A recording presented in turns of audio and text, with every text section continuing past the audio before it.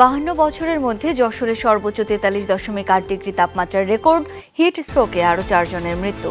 বৃহস্পতিবার বৃষ্টির সম্ভাবনা।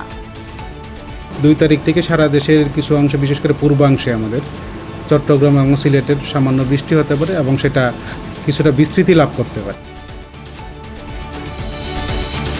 তীব্র গরমেই কলেজ হাই স্কুলে পাঠদান শেষ পর্যন্ত হাইকোর্টের আদেশের বিরুদ্ধে আপিল করেনি শিক্ষা মন্ত্রণালয়। যতদিন প্রয়োজন ক্লাস চলবে। শনিবার ইংরেজি মাধ্যম ও লেভেল এ লেভেল স্কুল খোলা থাকবে, তাদের স্কুলগুলো খোলা থাকবে। আর প্রান্তিক পর্যায়ে আমাদের সন্তান যারা পাঠদান কার্যক্রম করতে পারবে না, এটা তো মানে দৃশ্যত বৈষম্যমূলক একটি পরিস্থিতি সৃষ্টি করবে।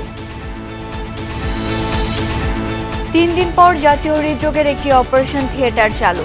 এখনো বন্ধ 6টি, কাজ করছে না এসি ও অক্সিজেন সরবরাহ ব্যবস্থা। অজ্ঞান করেও রুগী আবার ব্যাগে আসা পড়ে এই অক্সিজেনের জন্য।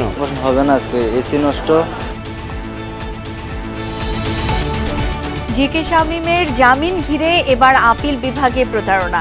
1 সপ্তাহ কোনো মামলা লড়তে পারবেন না আইনজীবী নিখিল কুমার সাহা।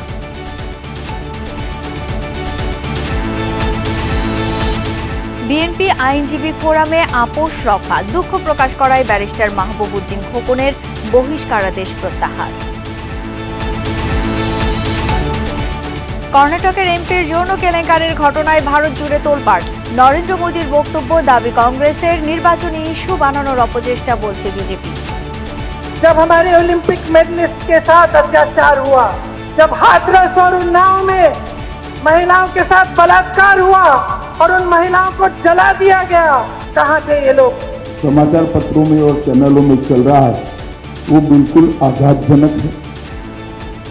ऐसा सहन किया ही नहीं जा सकता।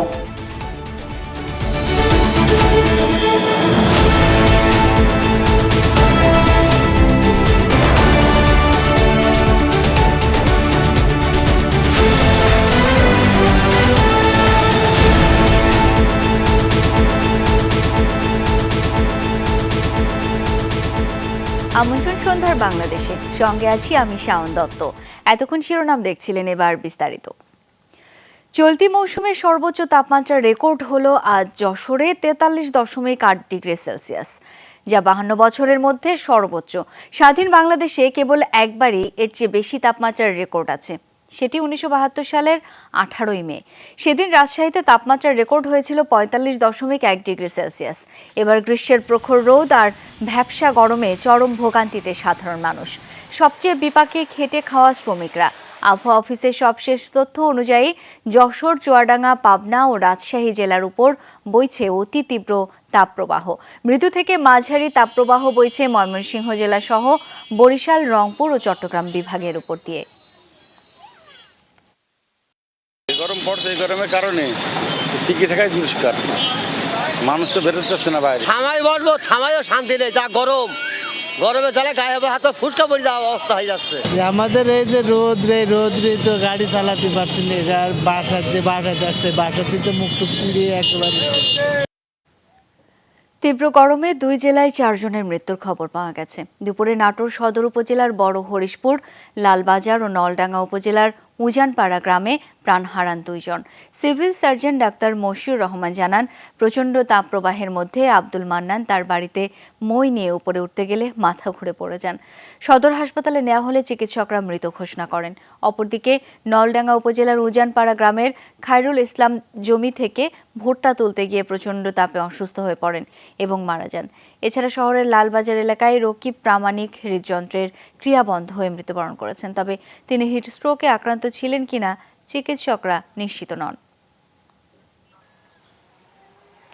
মুন্সিগঞ্জ সদরের তীব্র গরমে হিটস্ট্রোক করে আলাদা স্থানে 2 জনের মৃত্যুর খবর জানিয়েছেন চিকিৎসকরা। স্বজনরা জানান, জমি বিক্রির কাজে জেলা রেজিস্ট্রি অফিসে যান বাতেন মাঝি। বেলা 11টার দিকে হঠাৎ অসুস্থ হয়ে পড়েন তিনি। এদিকে তীব্র গরমের মধ্যে কৃষক ওমর আলী জমিতে কাজ করতে গিয়ে সেখানে অচেতন হয়ে পড়েন। পরে স্থানীয়রা ধরাধরি করে তাকে হাসপাতালে নিয়ে গেলে চিকিৎসক মৃত ঘোষণা করেন। 2টো মৃতদেহেই হিটস্ট্রোকের লক্ষণ ছিল বলে জানিয়েছেন চিকিৎসকরা।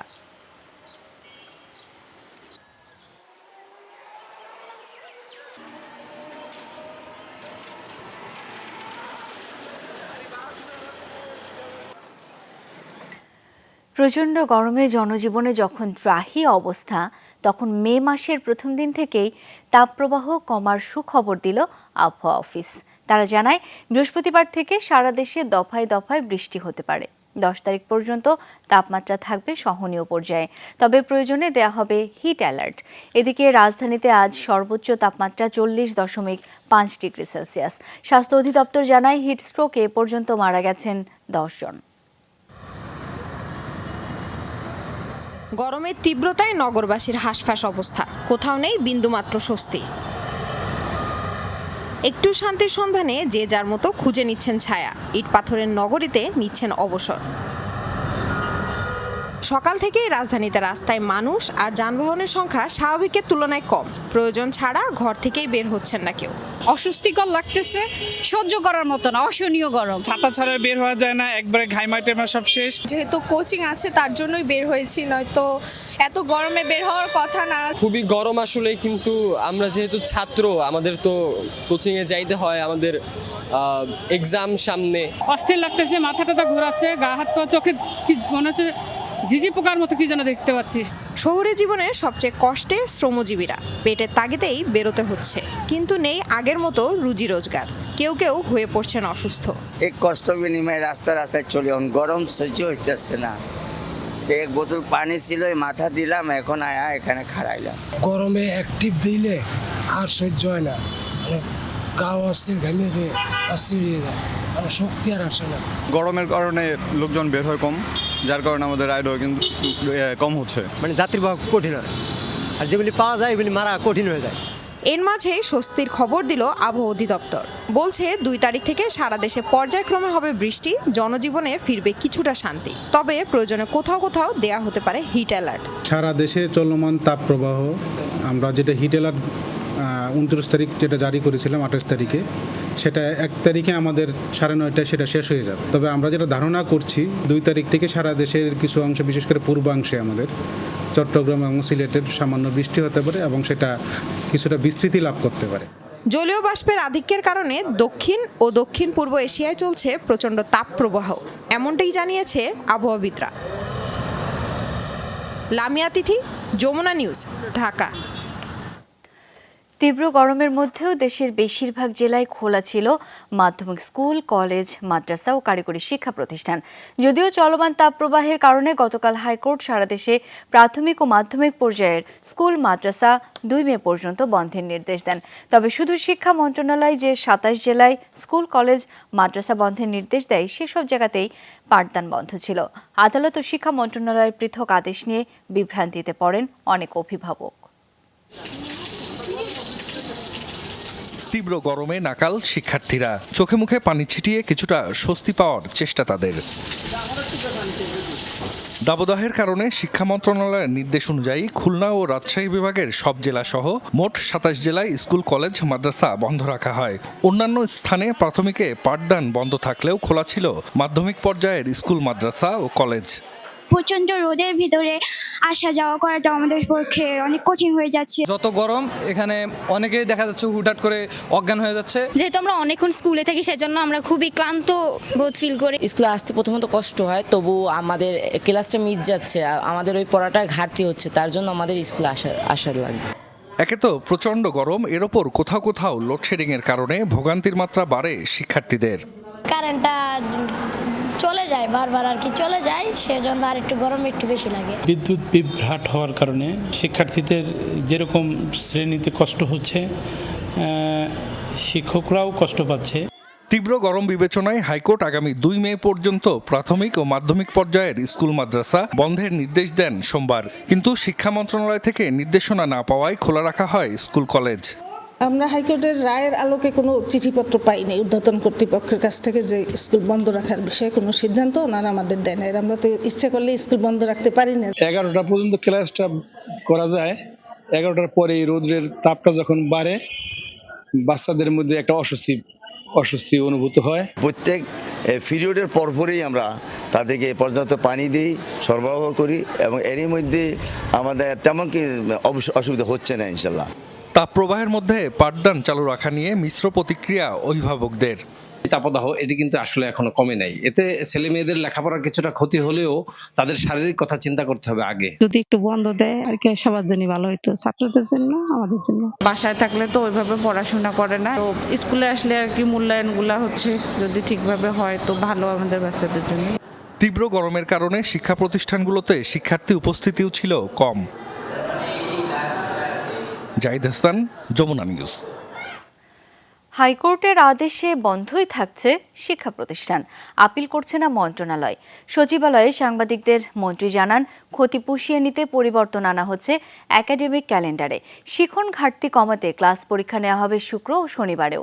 ক্ষতি পুষাতে পরিবর্তন হচ্ছে একাডেমিক ক্যালেন্ডারে। তাপপ্রবাহের কারণে হাইকোর্টের স্বপ্রণোদিত আদেশে বন্ধ হচ্ছে স্কুল, কলেজ, মাদ্রাসা সহ সকল শিক্ষা প্রতিষ্ঠান। তবে বিশ্ববিদ্যালয় ও ইংলিশ মিডিয়ামে ক্লাস চলছে অনলাইনে।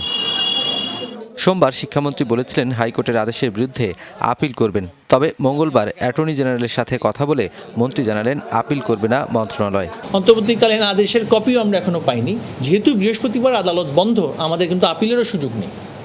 আজকে সর্বশেষ সুযোগটা ছিল, আমরা অপেক্ষমান ছিলাম যে একটা আমরা নির্দেশনাটা পাবো। যেহেতু আদালতের সিদ্ধান্তটা আছে, আমরা সম্মান প্রদর্শনপূর্বক সেই সিদ্ধান্তের বিষয়ে কোনো এই মুহূর্তে চাইলেও ব্যবস্থা নিতে পারছি না। আমরা যদি চেম্বার আদালতে যাওয়ার তো সুযোগ নেই। তিনি বলেন হাইকোর্টের আদেশ মানতেই হবে। তবে ইংরেজি মাধ্যমে শিক্ষাদান চালু থাকায় বৈষম্যের সৃষ্টি হচ্ছে বলে জানান শিক্ষামন্ত্রী। যে ইংরেজি মাধ্যম ও লেভেল, এ লেভেল স্কুল খোলা থাকবে, তাদের স্কুলগুলো খোলা থাকবে। আর প্রান্তিক পর্যায়ে আমাদের সন্তান যাদের বাবা মা মাঠে ঘাটে কাজ করে এই বাংলাদেশের অর্থনীতি এবং সমাজকে চালিয়ে রেখেছেন, তাদের সন্তানরা পাঠদান কার্যক্রম করতে পারবে না। এটা তো মানে দৃশ্যত বৈষম্যমূলক একটি পরিস্থিতি সৃষ্টি করবে।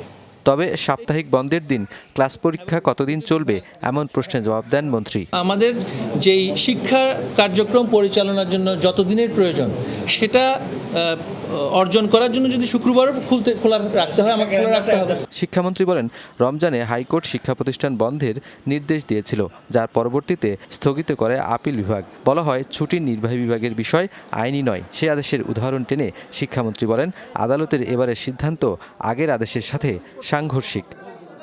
রুনবী সরকার, যমুনা নিউজ, ঢাকা। 3 দিন বন্ধ থাকার পর জাতীয় হৃদরোগ ইনস্টিটিউট ও হাসপাতালে আজ থেকে চালু হয়েছে একটি অপারেশন থিয়েটারের কার্যক্রম। তবে এখনো বন্ধ বাকি 6টি অপারেশন থিয়েটার, যেগুলো দ্রুতই চালু হবে জানিয়েছে হাসপাতাল কর্তৃপক্ষ। সামান্য কিছু টাকা আর উদ্যোগের অভাবে ঝুঁকিপূর্ণ রোগীরা আরও ঝুঁকিতে পড়ায় ক্ষোভ জানান রোগী ও তাদের স্বজনরা।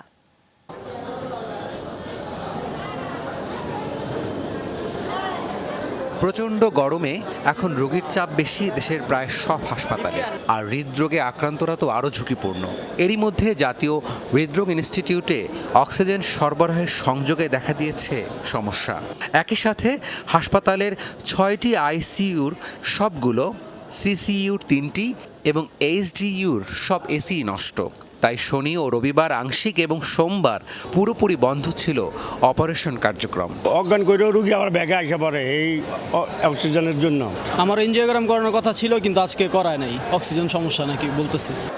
ওই দিনই স্বাস্থ্যমন্ত্রীর নির্দেশে 2.25 কোটি টাকা বরাদ্দের পর মঙ্গলবার সকালে কয়েকটি এসি এবং একটি অপারেশন থিয়েটার চালু হয়। তবে এতদিন অপারেশন বন্ধ থাকায় চরম ভোগান্তিতে পড়েন রোগীরা। বসে অপারেশন হবে না আজকে, এসি নষ্ট আর হচ্ছে আপনার অক্সিজেন নেই। সার্জারি বিভাগে যে যোগাযোগ করো, যোগাযোগ না হলে এর হার্ট কন্ডিশনে দ্রুত অপারেশন করতে হবে। হাসপাতালের পরিচালক জানালেন অক্সিজেন সরবরাহ ঠিক করা সহ নষ্ট এসির মেরামতের কাজ শুরু হয়েছে। দ্রুতই বন্ধ থাকা অপারেশন থিয়েটারগুলো চালু করা যাবে। এয়ার প্লান্টে ডিস্টার্ব হওয়াতে আমরা ভেন্টিলেটর চলছিল না বিধায় আমরা 2 দিন অপারেশন করতে পারিনি। শুক্র, শনি, রবি 2 দিনের মধ্যে আমরা সেরে ফেলেছিলাম, কিন্তু কালকে সোমবার দিন সকালে আবার দেখা গেল আবার কিছু ত্রুটি আছে। এই জন্য কালকেও আমরা ওটি করিনি, কালকে আমাদের কমপ্লিট করে ফেলছি এবং এখন ওটি শুরু হয়ে গেছে। যে কোনো অবস্থাতেই হাসপাতালে নিরবিচ্ছিন্ন স্বাস্থ্যসেবা অব্যাহত রাখতে বিশেষ ব্যবস্থা রাখার আহ্বান জানিয়েছেন রোগী ও তাদের স্বজনরা। রাব্বি সিদ্দিকী, যমুনা নিউজ, ঢাকা। অস্ত্র মামলায় যাবজ্জীবন সাজাপ্রাপ্ত গোলাম কিবরিয়া শামীম ওরফে জিকে শামীমের জামিন ঘিরে ফের প্রতারণা করা হয়েছে। এই অপরাধে তার আইনজীবী নিখিল কুমার সাহা আগামী 1 সপ্তাহ কোনো মামলা লড়তে পারবেন না বলে আদেশ দিয়েছেন আপিল বিভাগ। সকালে প্রধান বিচারপতির নেতৃত্বাধীন ৮ সদস্যের আপিল বেঞ্চ এই আদেশ দেন। সেই সঙ্গে জামিন আবেদন কার্যতালিকা থেকে বাদ দিয়েছেন আপিল বিভাগ। শুনানি ছাড়াই কার্যতালিকার ৪ নম্বরে বহিষ্কৃত যুবলীগ নেতা ও আলোচিত ঠিকাদার জি.কে. শামীমের জামিনাদেশ। এতে হতবাক প্রধান বিচারপতি। পরে জি.কে. শামীমের আইনজীবী নিখিল কুমার সাহাকে এজলাসে ডাকেন প্রধান বিচারপতি। এর কোনো সদুত্তর দিতে পারেননি তিনি। এ সময় প্রধান বিচারপতি ক্ষোভ প্রকাশ করে বলেন, চালাকি করেন, কটা টাকার জন্য এসব করেন, কেন করেন? সাডেনলি গতকাল কনফারেন্সে আমরা দেখতে পেলাম জি.কে. শামীমের মামলা অনারেবল অ্যাপেলেট ডিভিশনে হিয়ারিং এর জন্য এসেছে। ইন দ্য মিন টাইম আসামির পক্ষ থেকে জি.কে. শামীমের পক্ষ থেকে একটা অ্যাপ্লিকেশন ফর ভ্যাকেটিং দেওয়া হয়েছে। যখন একটা শুনানি হচ্ছিল তখন একটা পর্যায়ে দেখা গেল যে এটা আদেশের জন্য এসেছে। এটা ন্যাচারালি একটা মামলা সহসায় আদেশের জন্য আসার কথা না। পরে নিখিল কুমার সাহাকে ১ সপ্তাহ মামলা না লড়তে নির্দেশ দেন প্রধান বিচারপতি। এ সময় তিনি পাল্টা যুক্তি দিতে চাইলে প্রধান বিচারপতি সাফ জানিয়ে দেন, বেশি কথা বললে নিষিদ্ধ করা হবে ১ বছরের জন্য। অনারেবল চিফ জাস্টিস ধরেছেন কেন দুজন পার্টিকুলার লয়ার এই মেনশন স্লিপের একটা সিগনেটরি আর একটা সাবমিট করেছেন। তারা দেওয়ার কারণে এটা আদেশের জন্য এসেছেন। এটা আজকে শুনানি হচ্ছিল, পরে অনারেবল চিফ জাস্টিস শুনানি আনতে এক সময় বিব্রত বোধ করে এটা মামলাটা আউট অফ লিস্ট করে দিয়েছেন এবং কনসার্ন একজন লয়ার যিনি মেনশন স্লিপ দাখিল করেছেন তাকে আগামী সপ্তাহের 1 সপ্তাহ কোর্টে প্রবেশে বারণ করেছে। এর আগেও জি.কে. শামীমের জামিন ঘিরে প্রতারণার ঘটনা ঘটেছিল হাইকোর্টে। ২০২০ সালে মার্চ মাসে প্রতারণায় আশ্রয় নিয়ে হাইকোর্ট থেকে জামিন পান জি.কে. শামীম। পরে অনুসন্ধানে জানা যায়, মাসখানেক আগে করা জামিন আবেদনে পুরো নাম উল্লেখ করেননি তিনি, যদিও জামিন আদেশে ঠিকই ছিল পুরো নাম। মহিউদ্দিন মধু, যমুনা নিউজ, ঢাকা। দর্শক, গণভবনে আওয়ামী লীগের কার্যনির্বাহী সংসদের সভায় বক্তব্য রাখছেন দলের সভাপতি ও প্রধানমন্ত্রী শেখ হাসিনা। আমরা সরাসরি চলে যাচ্ছি তার বক্তব্যে। বিশ্ববিদ্যালয়ের ছাত্র শিক্ষকরা আন্দোলন করছে। এখানে আন্দোলন করাকালীন সময় একজন মহিলা প্রফেসর, সে বলছে আমি প্রফেসর ইউনিভার্সিটির, পুলিশ তাকে যেভাবে কাপড় দিয়ে ধরে, হাত ধরে পিঠ মোড়া দিয়ে মাটিতে ফেলে, হাঁটু দিয়ে তার উপর চেপে তাকে যেভাবে অ্যারেস্ট করেছে, এবং সেখানে ছাত্র শিক্ষক, তাদের হাতে লাঠিও ছিল না, আগুনও ছিল না, তারা কিন্তু পুলিশের বিরুদ্ধে মারমুখীও ছিল না। তারপরেও আমেরিকার পুলিশ যে আচরণটা করেছে, সে এরপর ওদেশে যে মানবাধিকার কতটুকু আছে সেটাই তো প্রশ্ন। কথা বলার স্বাধীনতা কতটুকু আছে সেটা প্রশ্ন। অন্যায়ের প্রতিবাদ করার অধিকার কতটুকু আছে সেটাই আমাদের প্রশ্ন। বাংলাদেশের উপর মানবাধিকারের রিপোর্ট লেখে, নিজেরা আয়নায় দেখে না, এটাই হচ্ছে বাস্তব কথা। তারা যেভাবে আচরণ করে, আমাদের পুলিশ তো তা করেনি। ধৈর্যের পরিচয় দিতে যে উল্টো তারা মার খেয়েছে বিএনপির হাতে, তারা যেভাবে মাটিতে মেরেছে। আজকে যদি আমেরিকার একটা পুলিশের গায়ে যদি এভাবে কোন দলের লোক হাত দিত, তারা কি করত? আর প্রতিনিয়ত তো আমাদেরকে ক্ষমতা সরাবে, আমাকে হত্যা করবে, আবার 15 আগস্ট করবে, তো আমি অনবরত শুনেই আসছি। গণভবন থেকে সরাসরি শুনছিলাম প্রধানমন্ত্রীর বক্তব্য। ফোরামের মহাসচিবকে নিয়ে বক্তব্যের জন্য দুঃখ প্রকাশ করায় প্রত্যাহার করা হয়েছে ব্যারিস্টার মাহবুব উদ্দিন খোকনের বহিষ্কারাদেশ। খোকন বলছেন, বহিষ্কারাদেশ তার রাজনৈতিক ক্যারিয়ারে সুনাম ক্ষুণ্ণ করেছিল, সেই কারণে নিজেকে নিয়ন্ত্রণ করতে পারেননি তিনি। ফোরামের মহাসচিব ব্যারিস্টার কায়সার কামাল বলেন, খোকনের মতো সিনিয়র নেতার কাছ থেকে আরও দায়িত্বশীল আচরণ প্রত্যাশা করে দল। সুপ্রিম কোর্ট আইনজীবী সমিতির নির্বাচনকে কেন্দ্র করে বিভক্ত হয়ে পড়ে জাতীয়তাবাদী আইনজীবী ফোরাম। দলের সিদ্ধান্ত অমান্য করে সভাপতির দায়িত্ব নেওয়ায় ফোরাম থেকে বহিষ্কার করা হয় ব্যারিস্টার মাহবুব উদ্দিন খোকনকে।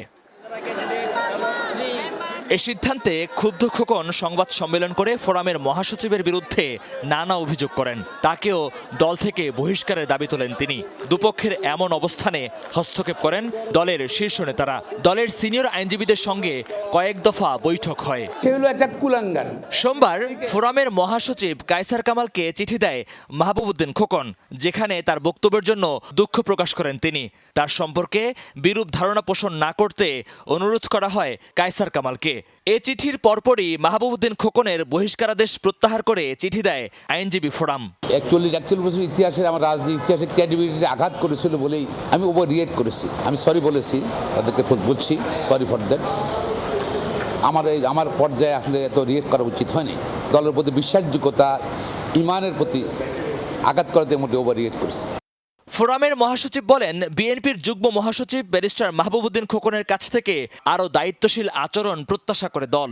বাংলাদেশ জাতীয়তাবাদী দল এবং সেই দলের যুগ্ম মহাসচিব ব্যারিস্টার মাহবুবউদ্দিন খোকন সাহেব, দল এবং সারা দেশের মানুষ প্রত্যাশা করে ব্যারিস্টার মাহবুবউদ্দিন খোকন সাহেবের কাছ থেকে উনি একটা দায়িত্বশীল জায়গায় থেকে দায়িত্বশীলভাবে সবাইকে গাইড করবেন। আইনজীবী সমিতির এবারের নির্বাচনে সভাপতি সহ 4 পদে জয় পায় বিএনপি পন্থীরা। তবে ভোটে অনিয়মের অভিযোগ তুলে দায়িত্ব নেওয়া থেকে বিরত থাকতে বলা হয় নির্বাচিতদের। মহিউদ্দিন মধু, যমুনা নিউজ, ঢাকা। দ্রব্যমূল্যের চাপে শ্রমিকরা দুর্বিষহ জীবনযাপন করছে বলে মন্তব্য করেছেন বিএনপির সিনিয়র যুগ্ম মহাসচিব রুহুল কবির রিজভী। বলেন, অগণতান্ত্রিক শ্রম আইনে মালিক স্বার্থকেই প্রাধান্য দেওয়া হয়েছে। দুপুরে নয়াপল্টনে এক সংবাদ সম্মেলনে এসব কথা বলেন রিজভী আহমেদ। বলেন, গ্যাস বিদ্যুতের দাম বৃদ্ধির কারণে চাপ পড়েছে কলকারখানায়, এতে একে একে বন্ধ হচ্ছে সেগুলো, ফলে মানবেত জীবনযাপন করছেন শ্রমিকরা। তিনি বলেন, মহান মে দিবস উপলক্ষে বিকাল 3টায় নয়াপল্টনে শ্রমিক সমাবেশ হবে। সমাবেশ শেষে শ্রমিক র্যালি পল্টন থেকে প্রেস ক্লাবে গিয়ে শেষ হবে। এই বিষয়ে পুলিশকে জানানো হয়েছে বলেও জানান তিনি। দ্রব্যমূল্যের ঊর্ধ্বগতি, চরম মূল্যস্ফীতি, যাত্রার ব্যয় বৃদ্ধি, বাজার মূল্যের সাথে অসঙ্গতি, কম মজুরিতে শ্রমিক সমাজের এখন বেঁচে থাকায় কষ্টকর। এছাড়াও সরকারের ফ্যাসিবাদী মনোভাব ও অগণতান্ত্রিক শ্রম আইনে যে অবিচার, অন্যায় কায়েমি স্বার্থবাদী গোষ্ঠীরা করে থাকে, সেটার বিরুদ্ধে লড়াই অব্যাহত আছে। গাজীপুর কালীগঞ্জের চুয়ারিয়া খোলা এলাকায় তীব্র তাপদাহে বেঁকে গেছে ঢাকা চট্টগ্রাম রুটের রেল লাইন। দুপুরে পোবাইল ও আড়িখোলা স্টেশনের মাঝামাঝি এলাকায় এই ঘটনা ঘটে। খবর পেয়ে দ্রুত রেল লাইন মেরামতে নামে রেলওয়ে কর্তৃপক্ষ। পোবাইল রেলওয়ে স্টেশন মাস্টার জানান, তীব্র তাপদাহে আড়িখোলা এলাকায় 10 ফুট রেল লাইন বেঁকে যায়। পরে রেলওয়ে কর্মীরা ঘটনাস্থলে গিয়ে কাদামাটি ও কচুরিপানা দিয়ে রেল লাইনের তাপমাত্রা নিয়ন্ত্রণ করে। এরপর বেঁকে যাওয়া অংশটি মেরামত করা হয়। এ সময় ডাউন লাইনে সচল থাকে রেল চলাচল। গাছ কেটে উষ্ণ শহর তৈরি করায় ধনী গরিবের যে বৈষম্য সৃষ্টি হয়েছে, তা বাঙালিদের সঙ্গে পশ্চিম পাকিস্তানিদের করা বৈষম্যের চেয়েও খারাপ বলে মন্তব্য করেছেন স্থপতি ইকবাল হাবিব। তিনি বলেন, আইনের তোয়াক্কা না করে নির্বিচারে সবুজ আর জলাশয় ধ্বংসের ফলেই এমন তীব্র তাপদাহ। পরিকল্পনা করে গাছ লাগানো হলে তাপদাহ সহনীয় পর্যায়ে আনা সম্ভব বলে মনে করেন তিনি। তীব্র তাপদাহে পুড়ছে দেশ। এমন সময়ে বাংলাদেশ পরিবেশ আন্দোলন বাপা আয়োজন করে তাপদাহের তীব্রতা দায়কার শীর্ষক আলোচনা সভা। ডিআরইউতে আয়োজিত এই সভায় বক্তারা তাপদাহের দায়ীদের চিহ্নিত করেন। বলেন, সবুজ আর পানির ধারা ধ্বংস করে কংক্রিটের স্থাপনা তৈরিকেই একমাত্র উন্নয়ন হিসেবে চিহ্নিত করা হয়েছে। এরই ফলে তীব্র তাপদাহ। জলাধার এবং সবুজকে প্রাধান্য না দিয়ে কোনো ধরনের প্রকল্পকে অনুমোদন না দেওয়ার দৃঢ় সংকল্প না করাকে দায়ী করে আজকে উপস্থাপন করেছি। এবং এক্ষেত্রে আমরা মনে করি সামগ্রিকভাবে সরকারের অসংখ্য কিছু করণীয় আছে। সরকারেরও আমরা মনে করি যে তাদের পলিটিক্যাল স্ট্যান্ড এবং রাজনৈতিক সিদ্ধান্তের ব্যাপার যে এগুলো তারা পরিবর্তন করবেন কিনা। বক্তারা বলেন, দিনের পর দিন আইন লঙ্ঘন করে সবুজ আর জলাশয় ধ্বংস করা হলেও নীরব থেকেছে সরকারি সংস্থাগুলো। এখনই ব্যবস্থা না নিলে আগামী দিনে পরিস্থিতি আরো ভয়াবহ বলে সতর্ক করেন তারা। যারা নীতি নির্ধারণ তৈরি করে তারা সচেতন না, তারা কি জানে না গাছের গুরুত্ব কি, তারা কি জানে না পানির গুরুত্ব কি। সচেতনতার কোনো গুরুত্ব নেই। এখন হচ্ছে অ্যাকশন। এই মুহূর্তে লাগাম না ধরে তাইলে এটা আমাদের সারা বছরের জন্য আমাদের বাংলাদেশের যে অবস্থান, যেই আমাদের জিওগ্রাফিক্যালি যেইভাবে এই দেশটা আমরা চিন্তা করি সবুজ শ্যামল, তারপরে সেরকম আর থাকবে না। পঞ্চবার্ষিকী পরিকল্পনা করে 5ই জুন বিশ্ব পরিবেশ দিবস, ওই তারিখ থেকে 2029 সালের মধ্যে আমরা 20% একটা লক্ষ্যমাত্রা নির্ধারণ করা। বিশেষজ্ঞদের পরামর্শ নিয়ে পরিকল্পিত বনায়নের সুপারিশ বক্তাদের, সেই সাথে জলাশয়ের পরিমাণ বাড়ানোর তাগিদ দেওয়া হয়েছে।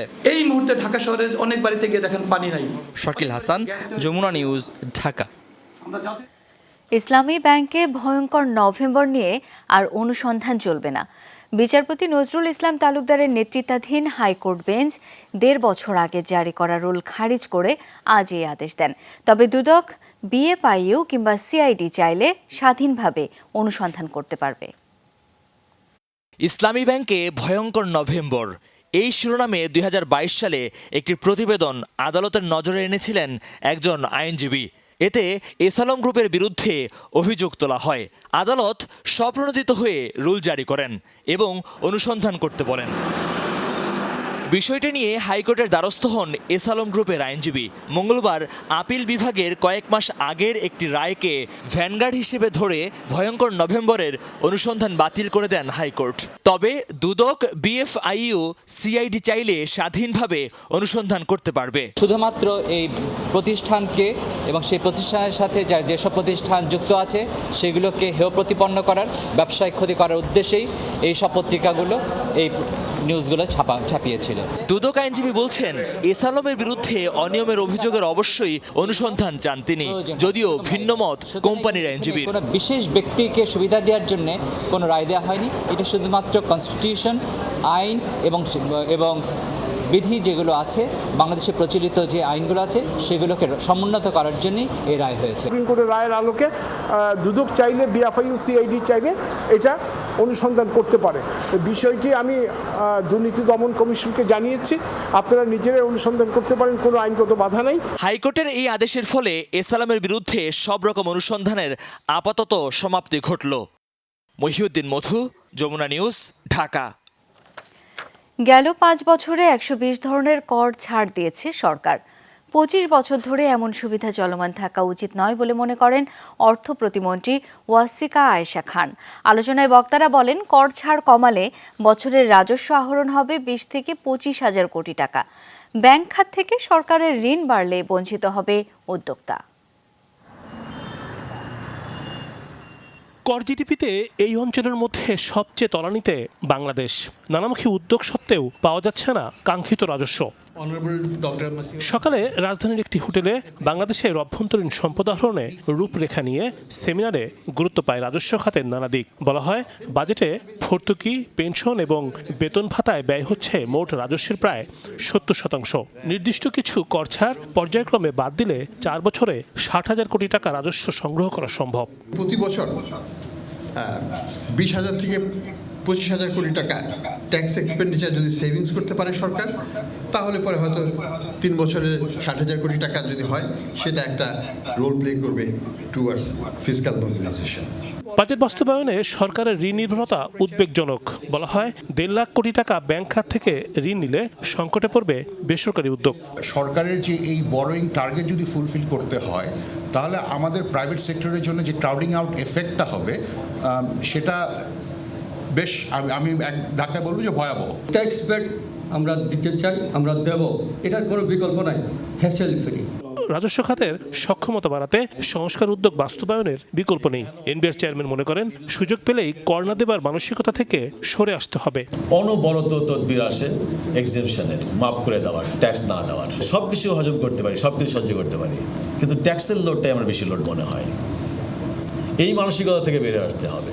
5 বছরে 120 ধরনের কর ছাড় দিয়েছে সরকার। এমন প্রবণতা থেকে সরে আসার তাগিদ দিয়েছেন অর্থ প্রতিমন্ত্রী। অনেক ব্যবসা হয়তো এক্সামশনের জন্য চেয়েছিলেন 25 বছর আগে, তো 25 বছর ধরে সেই এক্সামশন রেখে দেওয়ার তো আমি কোনো যৌক্তিকতা দেখি না। সংস্কার উদ্যোগ বাস্তবায়ন না করলে 2041 সাল নাগাদ রাজস্ব ক্ষতির পরিমাণ দাঁড়াবে বর্তমান বাজেটের প্রায় 7 গুণের সমান। রেট ডিসপারশনটা কমানো বা রেট কম্প্রেশন যদি না হয়, তাহলে ইনকাম ট্যাক্সই বলা হোক বা কাস্টম ডিউটি বলি বা সাপ্লিমেন্টারি ডিউটি বলি, যেটাই বলি, সেখানে এই জাতীয় এক্সেমশনের প্রশ্ন আসে। রিমন রহমান, যমুনা নিউজ, ঢাকা। হবিগঞ্জে ব্যবসায়ী হারুন আহমদ হত্যা মামলায় ২১ বছর পর ৭ জনকে মৃত্যুদণ্ড দিয়েছেন আদালত। ১০ জনকে যাবজ্জীবন কারাদণ্ড দেওয়ার পাশাপাশি প্রত্যেককে ১ লাখ টাকা করে জরিমানা করেছেন বিচারক। বিকেলে অতিরিক্ত জেলা ও দায়রা জজ আজিজুল হক এই রায় দেন। মামলার বিবরণীতে জানা যায় ২০০৩ সালের ১৪ ফেব্রুয়ারি পূর্ব বিরোধের জেরে সদর উপজেলার হুরগাঁও গ্রামের ব্যবসায়ী হারুন আহমদকে হত্যা করে প্রতিপক্ষের লোকজন। এ ঘটনায় ৪৭ জনকে আসামি করে হত্যা মামলা করা হয়। কর্ণাটকের স্থানীয় দল জেডিএস এর এক এমপির বিরুদ্ধে যৌন কেলেঙ্কারির ঘটনায় চলছে তোলপাড়। দেশটির সাবেক প্রধানমন্ত্রী এইচডি দেবগৌড়ার নাতি প্রজ্জ্বল রেভান্নার বিরুদ্ধে কয়েক হাজার নারীকে যৌন নিপীড়নের অভিযোগ উঠেছে। ফাঁস হলো ৩,০০০ আপত্তিকর ভিডিও। দক্ষিণের রাজ্যটিতে বিজেপি জোটের অন্যতম শরিক জেডিএস। ঘটনাটি জেনেও কেন কেন্দ্রের ক্ষমতাসীনরা নিশ্চুপ, সেই প্রশ্ন তুলেছে কংগ্রেস। এমপি প্রজ্জ্বল রেভান্নাকে গ্রেফতারের দাবিতে উত্তাল কর্ণাটক। নেতৃত্বে কংগ্রেস ও যুব কংগ্রেস। এরই মধ্যে নিরাপত্তা বাহিনীর সাথে কয়েক দফায় হয়েছে সংঘর্ষ, আটক হন অনেকে।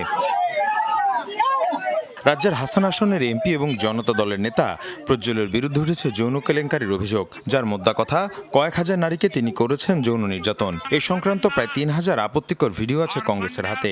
এমনটাই ৫ মাস আগে বিজেপি প্রধানের কাছে চিঠিতে লেখেন রাজ্যেরই অপর বিজেপি নেতা দেবরাজে গৌড়া। সতর্ক করেন নির্বাচনে জেডিএস এর সাথে বিজেপি গাঁটছড়া বাঁধলে যৌন কেলেঙ্কারি ইস্যুতে বিতর্ক জড়াবে ক্ষমতাসীনরা।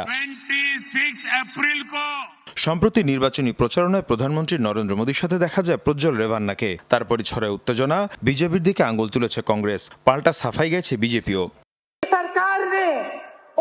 আজ দেখুন কর্ণাটকে কি হচ্ছে। নরেন্দ্র মোদীর সাথে একই মঞ্চে যে ব্যক্তিকে দেখা গেছে সে হাজারো নারীর সর্বনাশ করেছে, হাজারো নারীকে ধর্ষণ করেছে, জ্বালিয়ে মেরেছে। এটা নিয়ে মোদী আর অমিত শাহ কি বলবেন?